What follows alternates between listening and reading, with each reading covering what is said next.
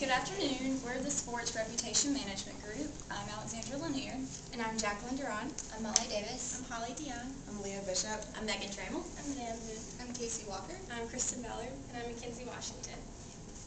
Now, more than ever, the media has been spotlighting the rampant use of drugs by professional athletes.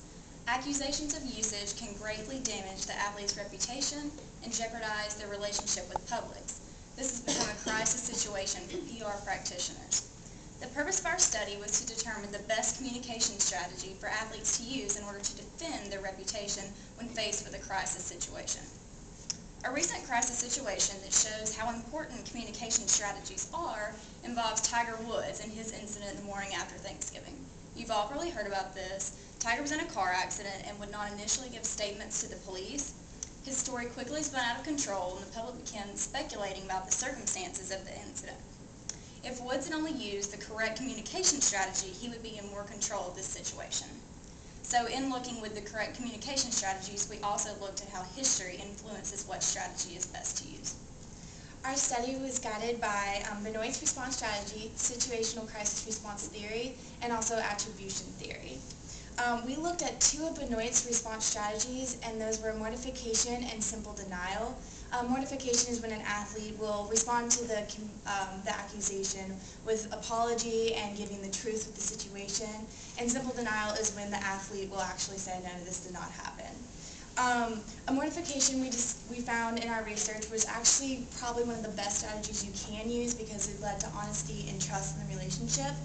Well, simple denial sometimes would probably be the best strategy when you're looking at it in a financial view, because when you admit to something, then you can also get lawsuits and loss of sponsorship. And though situational crisis communication theory says it's best to respond in some sort of response strategy, such as simple denial or mortification, lawyers will often say that you should say no comment, where an athlete will not respond to the situation at all. When choosing a response strategy of mortification, simple denial, or no comment, the presence or absence of an athlete's history of drug use was another contributing factor to our research.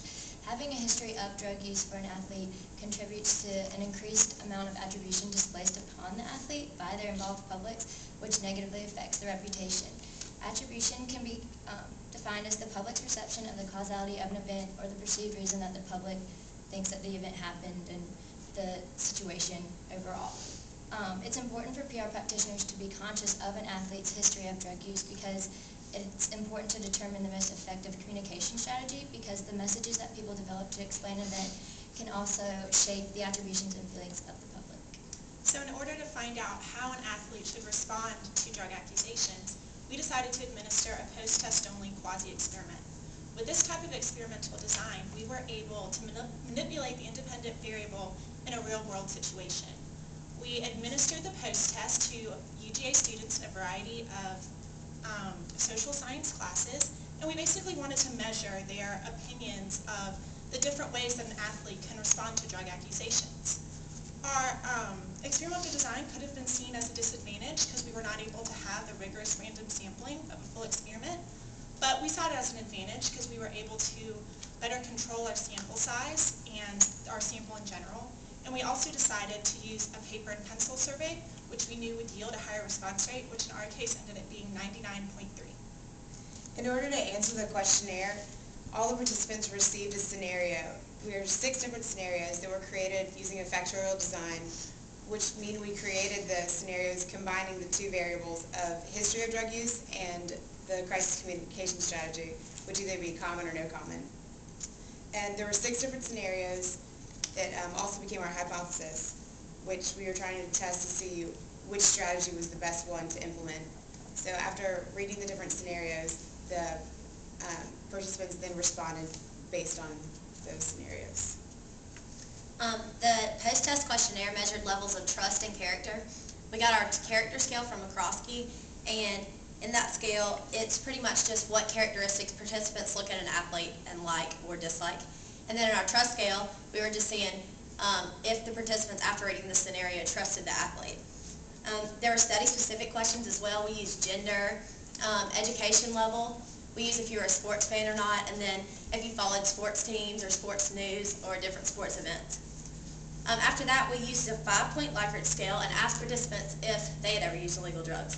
And then from that information, we put it all together and saw, obviously, if they had used illegal drugs, if it was okay to them for a professional athlete or if they turned away from that. After that, we designed a trust scale consisting of 5 questions and asked participants after reading the scenario if they had trust in the athlete or not. And then we presented the participant with a semantic differential scale, and that was also our character scale, and that had 13 different items listed in it. From our research, we concluded that university students prefer that athletes who are accused of using illegal drugs utilize a response strategy of mortification, which is consistent with Benoit's findings and the situation crisis communication theory. When an athlete chooses not to communicate in any given situation, all respondents were more likely to respond negatively towards the athlete's character. It is also beneficial for the athlete's reputation if he or she has no previous history of drug usage. Our findings show that the athlete's history is highly influential on the judgment and perception of the athlete, which directly correlates with the attribution theory. Overall, we discovered that regardless of the athlete's reputation management strategy, that a history of drug usage speaks very strongly against the athlete. Our experiment had some limitations. First of all, it was a quasi-experiment, meaning we didn't have the rigorous random assignment, so that was one of the drawbacks. Also, crisis situations are all unique, and we manipulated 2 factors, and that was history and their response. And we could have manipulated tons of other factors, like we could have named a specific drug, which we didn't do. We could have named a specific sport that the athlete played, which we didn't do. And another limitation is that the trust scale that we developed it, so it wasn't an established scale. So when we tested for reliability, each item itself was reliable, all 5 items were reliable, but together, when we computed them as an index, they weren't reliable, so we weren't able to use that as an index. And in terms of future research, we would like to do our experiment again using an image restoration scale rather than our trust scale. Overall, our study indicated that history actually is the most important factor in determining an effective communication strategy for an athlete that is involved in a drug crisis. And this just goes to show how important it is for PR practitioners to really know and understand their clients so that they can administer the proper reputation management plan or give them advice about a communication strategy. And PR practitioners really need to know the past so that they can prepare for the future.